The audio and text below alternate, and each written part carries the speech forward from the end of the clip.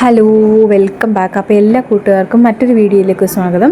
ഞാനിപ്പോൾ ഉള്ളത് തമിഴ്നാട്ടിലെ നീലഗിരി ജില്ലയിൽ സ്ഥിതി ചെയ്യുന്ന ഏറ്റവും വലിയ പർവ്വതമായ ദൊഡ്ഡബേട്ടയിലാണ്. അപ്പോൾ ദൊഡ്ഡബേട്ട എന്ന വാക്കിനർത്ഥം ഏറ്റവും വലിയ മലയെന്നാണ്. അപ്പോൾ ഇതൊരു കന്നഡ വേർഡാണ് പറയുന്നത്.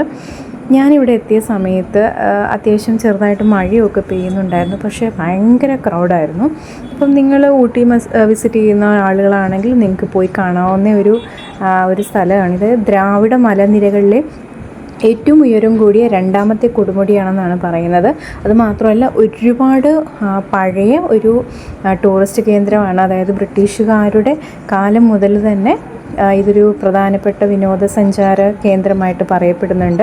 ഇതിന് ഏകദേശം സമുദ്രനിരപ്പിൽ നിന്ന് 2637 മീറ്ററും അതുപോലെ തന്നെ 8652 അടി ഉയരവും ഉണ്ടെന്നാണ് പറയപ്പെടുന്നത്. ഊട്ടിയിൽ നിന്നും 9 കിലോമീറ്റർ അകലെയാണ് ഇത് കാണപ്പെടുന്നത്. അപ്പോൾ പ്രത്യേകിച്ച് ശ്രദ്ധിക്കുക, പോകുമ്പോൾ ഒന്നുകിൽ രാവിലെ അല്ലെങ്കിൽ വൈകുന്നേരം പോകാൻ ശ്രദ്ധിക്കുക. അപ്പോൾ ഞാൻ ഏകദേശം ഉച്ചയാകാറായപ്പോഴായിരുന്നു പോയത്. അതുകൊണ്ട് തന്നെ നല്ല ക്രൗഡായിരുന്നു. ഇതിൻ്റെ മുകളിലൊരു ടെലിസ്കോപ്പിക് ഒരു ചെറിയ നമുക്ക് കയറി കാണാൻ പറ്റുന്ന ഒരു സ്ഥലമൊക്കെയുണ്ട്. പക്ഷേ നിന്ന് തിരിയാൻ സ്ഥലമില്ലാത്തതുപോലെ നിങ്ങൾക്കിവിടെ നോക്കിയാൽ കാണാൻ പറ്റും. ഞാനിത് മുകളിൽ നിന്ന് താഴേക്ക് എടുത്തതാണ്. അതുപോലെയുള്ള ക്രൗഡായിട്ട് എക്സ്പെക്റ്റ് ചെയ്തത്രയും തണുപ്പൊന്നും ഇല്ല കേട്ടോ.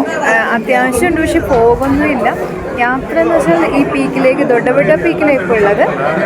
അപ്പോൾ ഈ പീക്കിലേക്ക് വരുന്ന വഴിയൊക്കെ നല്ല ഭംഗിയാണ്.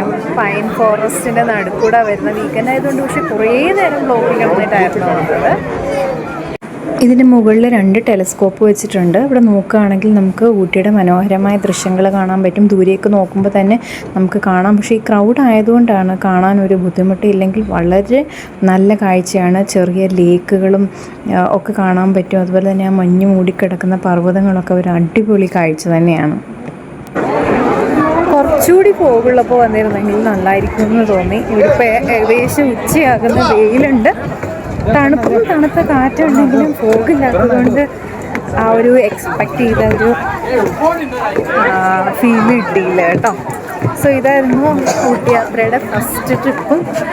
ഇന്ന് രാവിലെയാണ് എത്തിയത്. കുറച്ച് സ്പോട്സ് കൂടെ ക്ലിയർ ചെയ്യാനുണ്ട്. നല്ല ക്രൗഡാണ്. നല്ല ക്രൗഡെന്ന് വെച്ചാൽ ഭയങ്കര, നമുക്ക് നിന്ന് ചെയ്യാനുള്ള സ്ഥലമില്ല. ഒരുപാട് നേരം ബ്ലോക്കിൽ കിടന്നിട്ടായിരുന്നു ഇവിടെ വരെ എത്തിയത്. അപ്പോൾ ഞാൻ എൻ്റെ ബാക്കി ഊട്ടി വിശേഷങ്ങൾ പിന്നീട് അറിയിക്കാം. അപ്പോൾ നല്ല തിരക്കായതുകൊണ്ട് അധികം നേരം അവിടെ നിൽക്കാൻ പറ്റിയില്ല. അത് മാത്രമല്ല, ചെറിയ ചാറ്റമഴയും ഉണ്ടായിരുന്നു. ഞാൻ അങ്ങോട്ട് പോയപ്പോൾ അപ്പോഴേ വിചാരിച്ചതാണ് ഇതിൻ്റെ പോകുന്ന വഴിയുടെ വീഡിയോ എടുക്കണമെന്ന്.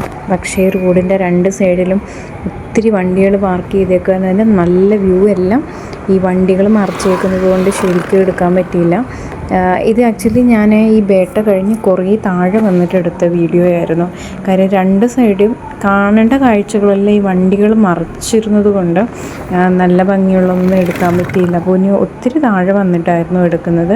സോ ഇതിൻ്റെ 2 സൈഡും പൈൻ കാടുകളാണ്. അതുമാത്രമല്ല, ഈ മഴ കൂടി പെയ്തൊരു സമയമായതുകൊണ്ട് നല്ല രസമുണ്ട്, പറയാതിരിക്കാൻ പറ്റില്ല. അത് പക്ഷേ നമുക്ക് വണ്ടികളിങ്ങനെ കണ്ടിന്യൂസ് ആയിട്ട് മുൻപും ഒക്കെ വരുന്നത് കൊണ്ട് ഫാസ്റ്റായിട്ട് പോകാനും പറ്റില്ല. നിങ്ങൾക്ക് നോക്കിയാൽ കാണാം, ഒരുപാട് നേരം ബ്ലോക്കിൽ കിടന്നിട്ടാണ് ഇറങ്ങി വരുന്നത്. ഇനി ഈ ബേട്ട കഴിഞ്ഞ് ഇറങ്ങുന്ന ഭാഗത്ത് കുറച്ചുകൂടി ഹൈറ്റിൽ നിന്നിട്ട് കാണുമ്പോഴായിരുന്നു ആ ഒരു വ്യൂ നല്ല രസം. ആക്ച്വലി ഇവിടെ കുറേ വഴികളുണ്ട് കയറിപ്പോകാൻ.